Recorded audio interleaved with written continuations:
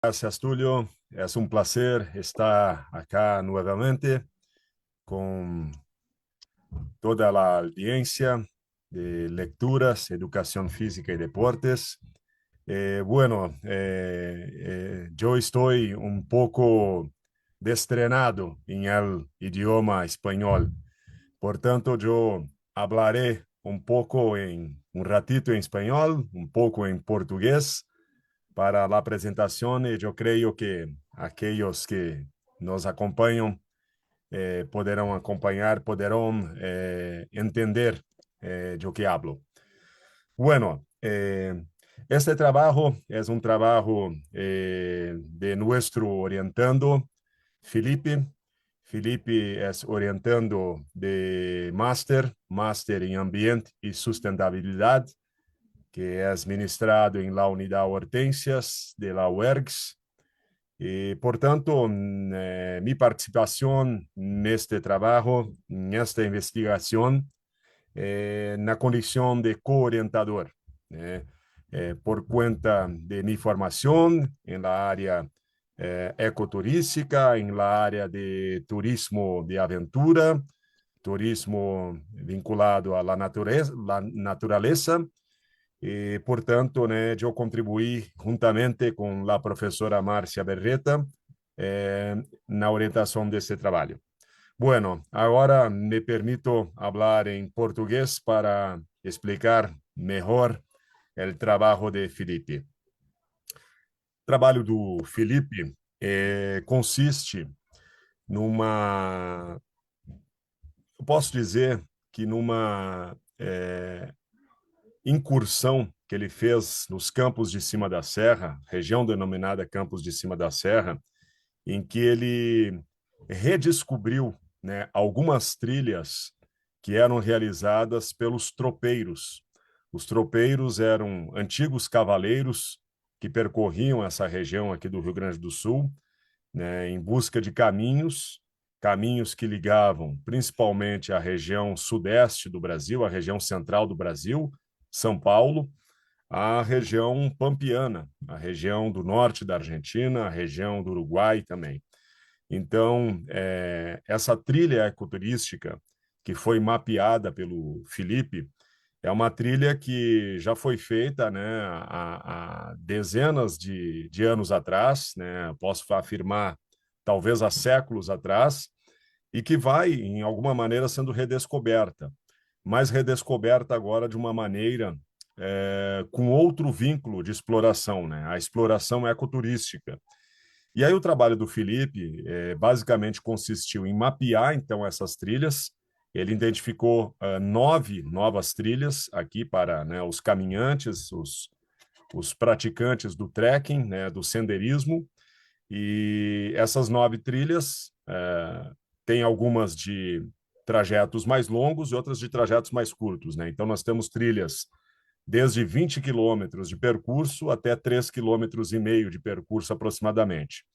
E dentre essa região, dentre este mapeamento que ele fez, ele também identificou famílias que estão dispostas a servirem de bases, né, que servem de local para que os trilheiros, que os caminhantes possam também fazer a sua parada, possam fazer ali o seu descanso. Então, foi um trabalho de bastante fôlego, eu digo, né? Literalmente de bastante fôlego, né? Ele se debruçou bastante sobre a temática e pesquisou bastante e foi a campo, né? Isso que foi mais importante assim para nós, enquanto orientadores dele, para mim e para a professora Márcia, né? Que ele foi a campo, que ele percorreu exatamente essas trilhas, não só fazendo o mapeamento, né? Através da cartografia disso, mas também, né, ele tratou de colocar placas autoexplicativas em todos os trajetos, ou seja, hoje são trilhas que são tranquilamente, né, percorridas de uma maneira autoguiada, né? Não há necessidade de um guia para estar acompanhando, né, os caminhantes. Então, o trabalho do Felipe foi justamente este, né, de fazer esse mapeamento e colocar placas de identificação para que seja possível, hoje em dia, fazer essa trilha de forma autoguiada. É um espaço, assim, falando um pouco do espaço, né? Um espaço geográfico lindo, recheado de canyons, né?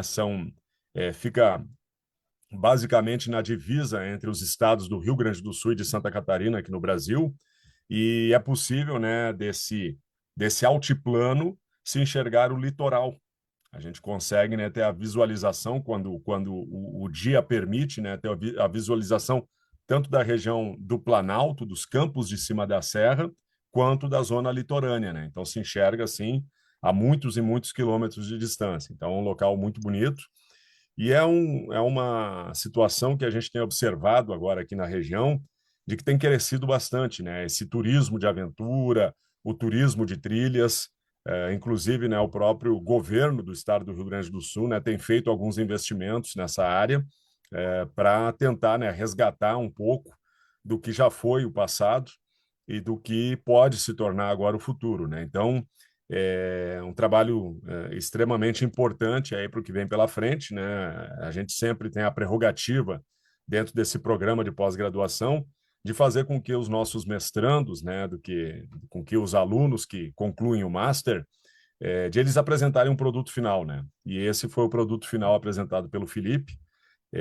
Essa trilha, então, né, o mapeamento dessas 9 trilhas que ficam justamente nesse distrito, o distrito de Juá, no município de São Francisco de Paula, né?